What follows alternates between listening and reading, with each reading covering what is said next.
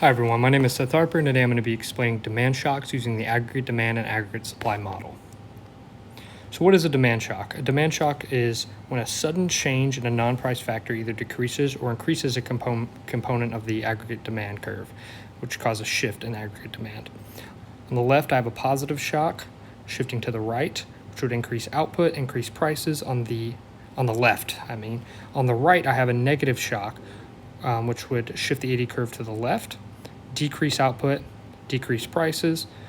So what causes a demand shock? So a demand shock happens when one or more components of aggregate demand, consumption, investment, government spending, and net exports change suddenly. Here are some factors that change it: taxes on consumers, interest rate, wealth's the big one we're going to go over, house values. When people feel like their house is worth more, they are willing to spend more. Same with stocks and consumer confidence. Here's some more: investment, taxes on capital, interest rates, business confidence. Spending of the government would increase or decrease. Aggregate demand factors that shift the AD curve through the change in net exports. Economic growth abroad, so on. So positive versus negative demand shocks. A positive demand shock is usually something that increases consumer confidence, increases an increase in government spending, or decrease in interest rate. These would all shift the AD curve to the right, which would increase prices and increase output, causing inflation.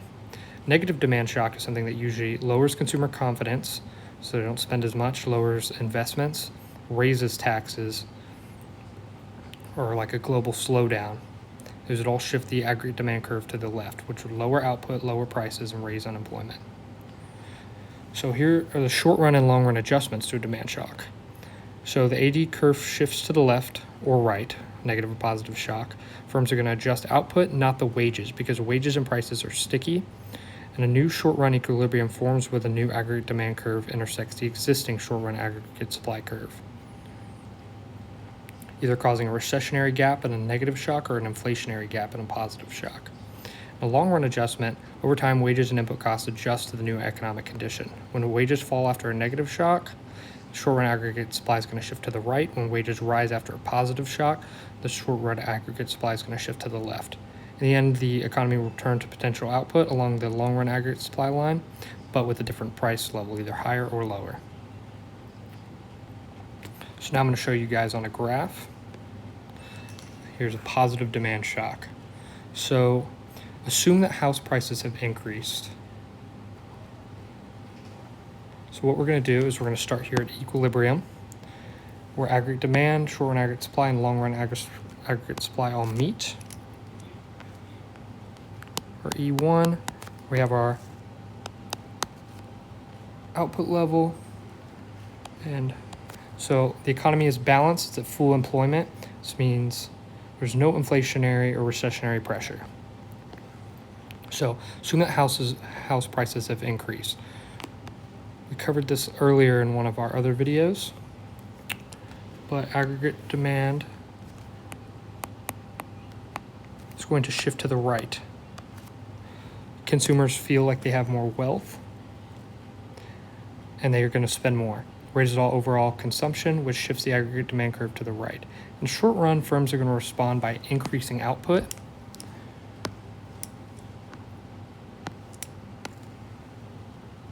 to meet higher demand,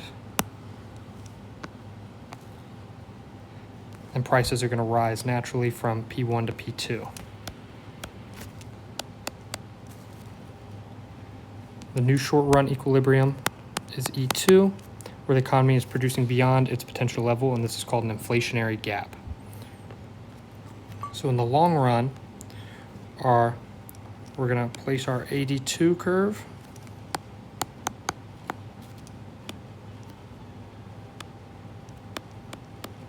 E2.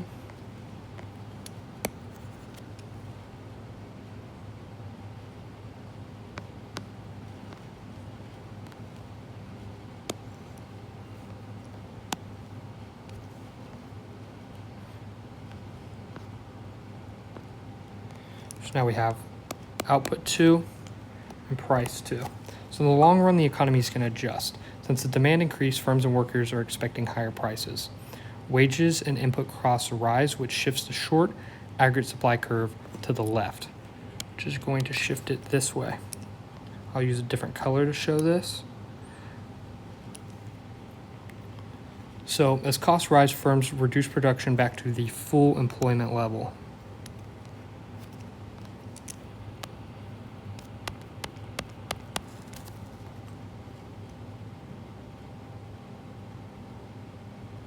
Moving the economy to a new long-run equilibrium at equilibrium 3, output returns to its potential, but the overall price has risen to P3. So the final outcome is higher prices causing inflation, but no long-term gain in output. To summarize, overall, a positive demand shock, like an increase in home prices, shift the AD curve to the right. In the short run, output and prices both rise, creating an inflationary gap. In the long run, as wages and prices adjust, short-run aggregate supply shifts to the left. Output returns to full employment, and the economy settles at a higher price level.